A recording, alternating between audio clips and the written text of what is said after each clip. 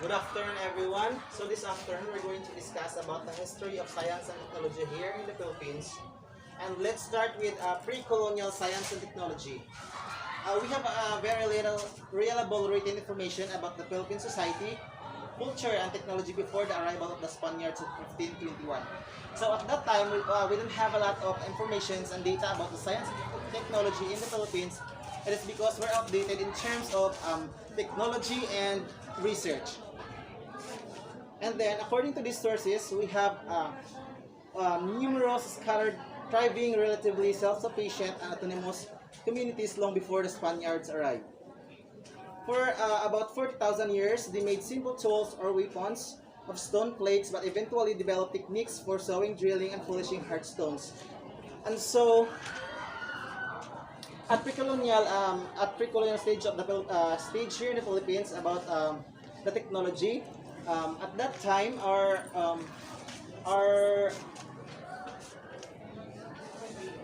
sige po.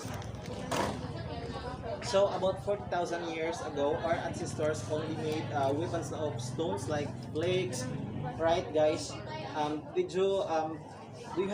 you see any pics about our history of the Philippines? They're making simple tools like they're using stones for hunting for foods, right? And then by about 3000 BC, they were producing adches, ornaments of seashells, and pottery of various designs. So, going back to our history in the Philippines, Filipinos is very creative. They have a lot of. Did you see a lot of vase here in the Philippines? All their vase, there are a lot of designs. They make seashells out of it. They're putting some seashells into the vase, right? And then, gradually, the early Filipinos learned to make metal tools and implements: copper, gold, bronze, and later iron.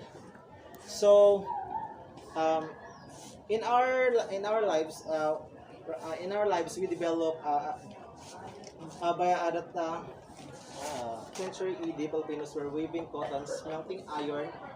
They're making pottery and glass ornaments, and we're also engaged in agriculture. So, um, at this time, they were fully developed in terms of agriculture. They know how to make potteries, glass ornaments, and also engage in making cottons, weaving cottons, smelting iron. And then Filipinos had also learned to build boats for the coastal trade.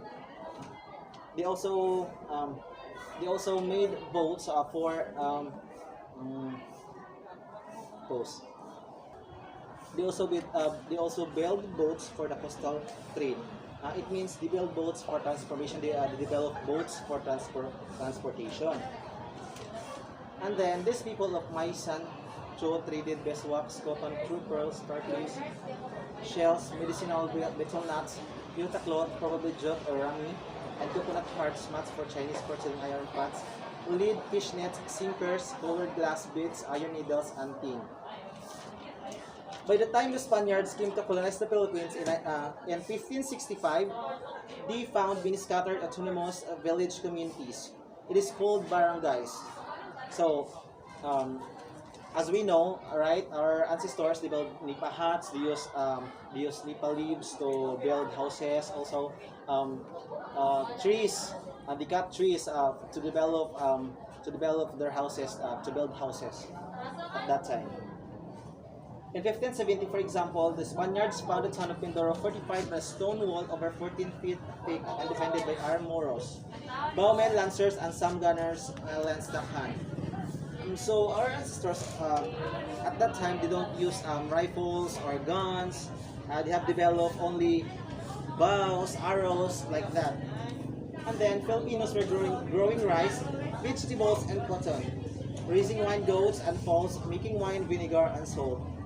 So let's give an example. For example, making wine and vinegar. For example, coconut wine, right? Our ancestors discover about coconut wine. In Bisaya, we call it suka.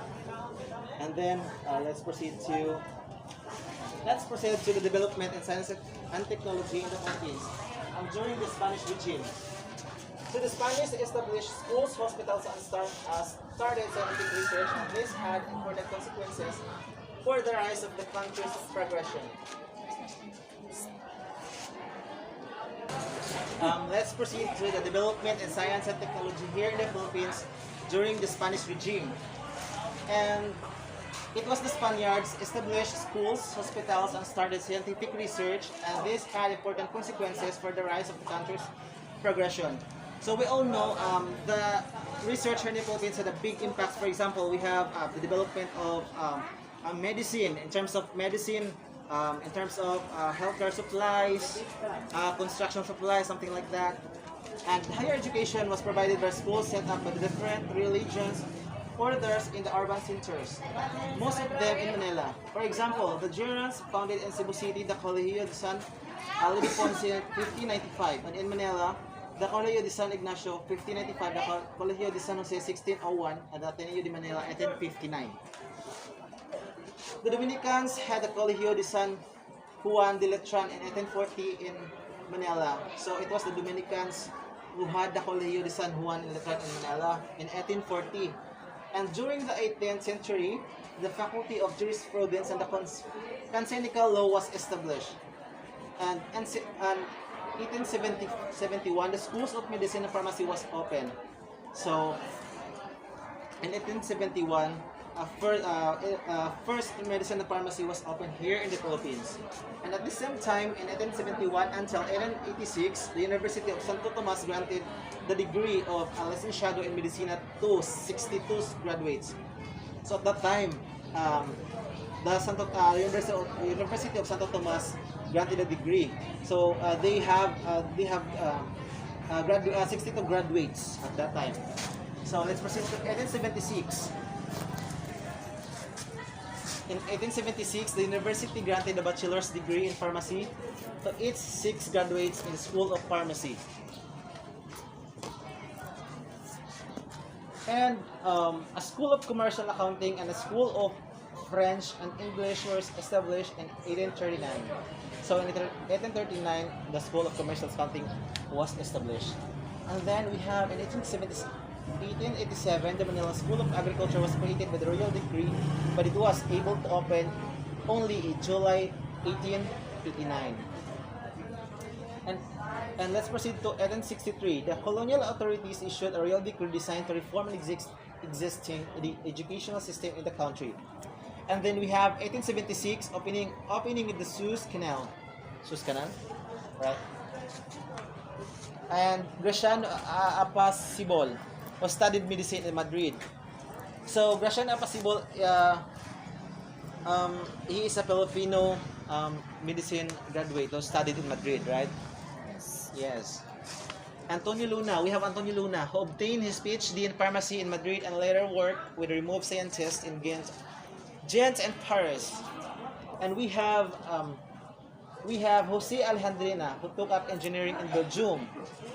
Jose Rizal, who was able to pursue studies in medicine and specialize in ophthalmology in Spain and Germany. So these are the Filipinos who bring pride in our country before. And also we have Jose Rizal, he is our national hero, right?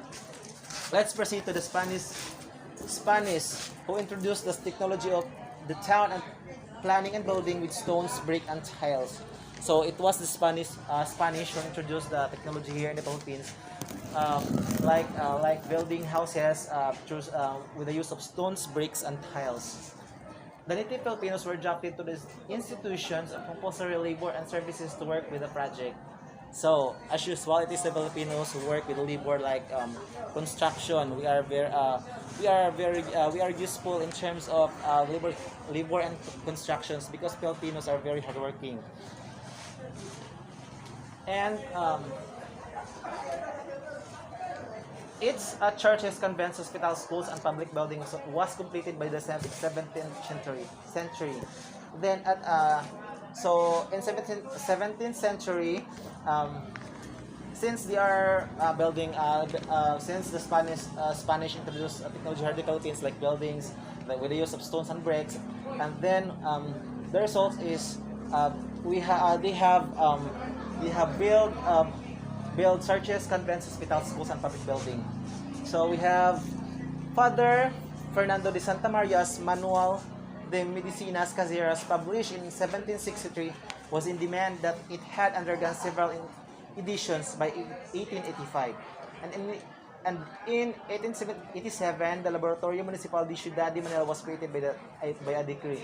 So actually, a decree, something like it was a law, right? A law. There was a very little development in Philippine agriculture and industry during the first 2 centuries in Spanish rule.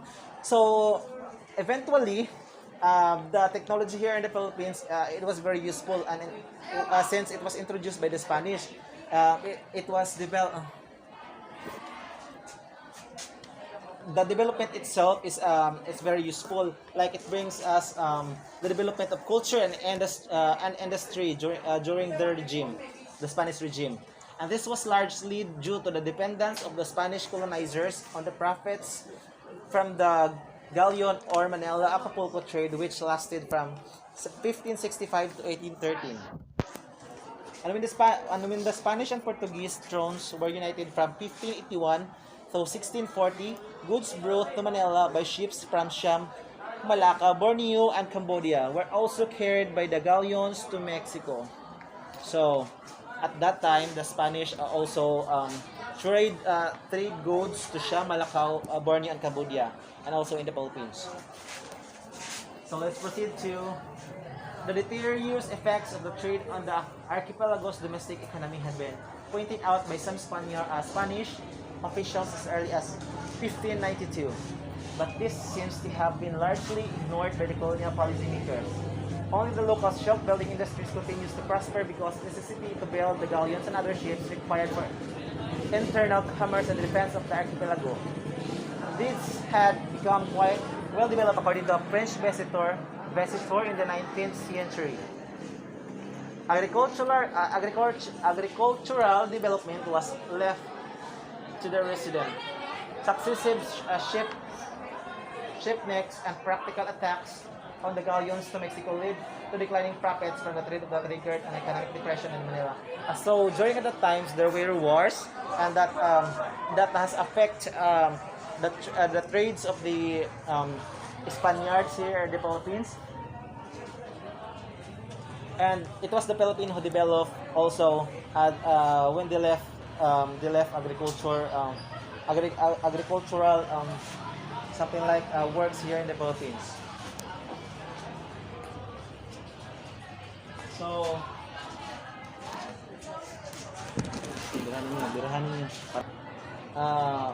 1789. Year 1879. The Manila was open to Asian shipping. This inaugurated an era of increasing Philippine exports of rice, hemp, and sugar, tobacco, and indigo. So we have here the start of the Asian shipping.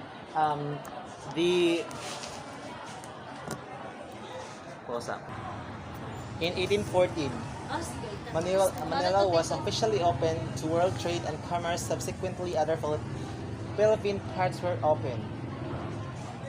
And in 1829, the foreign capital was allowed to operate on an equal footing with Spanish merchants. And in the American regime, let's proceed to the American regime. Science and technology in the Philippines advanced rapidly. So, when the American comes here in the Philippines after the war, so the science and technology here in the Philippines was in the middle developed. I mean, not that fully developed until the American regime comes here in the Philippines. So on January 21, 1901, the Philippine Commission, which acted as the executive and legislative for the Philippines. And then we have Act Number 7, creating a Department of Public Institution of the Philippines. The University of the Philippines was created on June 18, 1908, Act of the Philippine Legislature. Laguna in 1909, the Colleges of Libertad Arts, Engineering, and Veterinary Medicine in 1910, and the College of Law in 1911. So this year we have here is a lot of opening in, I think, colleges and schools here in the Philippines. So by the 1911, the university had an enrollment of 1,400 students. Before 1910, the American colonial government encouraged young men and women to get a higher professional education as much as possible in American colleges. So no need to explain, it's very detailed. The Philippine Commission introduced science subjects and industrial and vocational educational into the Philippine system. And then we have 1925. The Monroe Survey found the most private schools substandard by the Paul Monroe. And then the Philippine legislature created the Office of the Private Education. And the old laboratory municipal was absorbed by the Bureau of Government Laboratories created by the Philippine Commission in 1901. And then we have 1905, the latter was recognized and removed Bureau of Science. And then from 1906, it published the Philippine Journal of Science. So the American colonial authorities organized the offices. These were the Weather Bureau 1901, Board Ladder Bureau of Health 1898, Bureau of Mines 1900, and we have Bureau of Forestry 1900, Bureau of Agriculture 1901, Bureau of Coast and Geodetic Survey 1901. So these are the dates where these all these established. I mean this.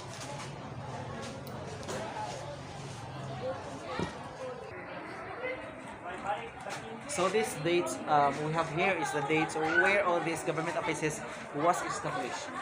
And then the NRCP actively participated in the 1934 Constitutional Convention. The Philippine economic development was determined in 1909 and continued long after independence was achieved in 1946. And let's proceed during the Commonwealth period. So in 1935, Philippine Commonwealth was inaugurated and ushered. The government also enacted Commonwealth Act number 180, November 30, 1936, re-establishing the Office of Private Education, which had been abolished in 1932. So let's proceed. The Commonwealth created the National Economic Council, and then the Pacific War broke out in 1941, and the Philippines was occupied by the Japanese troops. So we all know that this time the Japanese troops occupied the Philippines. And then let's proceed to science, technology, since independence. The underlying patterns of education training of scientists, engineers, and physicians established during the American regime was basically remained unchanged since independence in 1946. So private universities and colleges have similarly increased in number since 1946. They provided laboratories and libraries, facilities required for science and engineering program. The proportion of those in agriculture, medical, and natural sciences and engineering has remained relatively low. So in 1973 and 1974, the government through the EC or the Department of Education and Culture convened meetings of educators, members, or professional examining boards, representatives of professional organizations, and then let's proceed to 1952. The Science Foundation of the Philippines and the Commission of Volcanology started. In 1950, the U.S. Economic Survey mission to the Philippines, and in 1951, the Institute of Science was reorganized. And then we have 1957, a report was submitted to the President pointing out the deterioration of Philippine science since the American regime's early years. So deterioration means reviewing, right? 1958, Congress enacted the Science Act. In 1964, Philippine Inventors Commission's Coconut Research Institute. And then we have 1967, Philippine Textiles Research Institute started. So 1969, Forest Products Research and Research Development Commissions. In 1974, National Science Development. And 1982, NSDB reorganized into National Science and Technology Authority. 1983, established of the national networks of the Centers of Excellence in Basic Sciences. So this year's was and the reviewed and the establishment of all of these government offices here in the Philippines. And that's all for today's report topics. Thank you.